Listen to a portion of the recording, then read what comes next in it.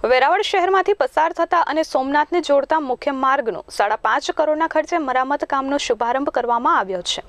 પાલિકા દ્વારા ખાતમુહૂર્ત કરાયેલા કરોડોના મરામત કામમાં ગુણવત્તા જળવાય તેવી લોકોમાં માંગ ઉઠવા પામી છે। પ્રસિદ્ધ યાત્રાધામ સોમનાથને જોડતા વેરાવળ શહેરની મધ્યમાંથી પસાર થતો મુખ્ય સ્ટેટ હાઈવે છેલ્લા ઘણા સમયથી ખખડધજ સ્થિતિમાં ફેરવાયો હતો। તાજેતરમાં સ્ટેટ હાઈવેની જાળવણીની જવાબદારી પાલિકા તંત્રએ સાંભળી મુખ્ય માર્ગના મરામત માટે 5.5 કરોડના કામનું ખાતમુહૂર્ત કરવામાં આવ્યું।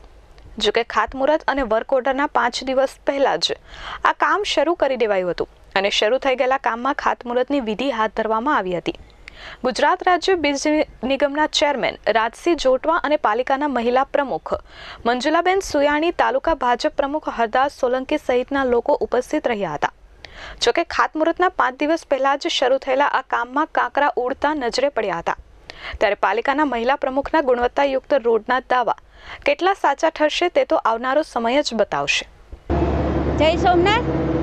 આજે આ નમસ્તે હોટલથી ટાવર ચોક સુધીનો અને ટાવર ચોકથી લઈને સન સર્કલ સુધીનો રોડ છે એ આરએમબીમાં આવતો હતો અને પહેલી વખત જ નગરપાલિકાને સોંપ્યો છે અને પહેલી વખત જ આ રિપેર કામ અમે લીધું છે। રીસર્ફિંગનું કામ છે 5 કરોડ અને 5 લાખનું કામ છે અને આ રોડ મેઇન રોડ હોવાથી લોકોને જે ખાડા ખબચા પડી ગયા હતા એના કારણે બહુ હાલાકી ભોગવવી પડી હતી।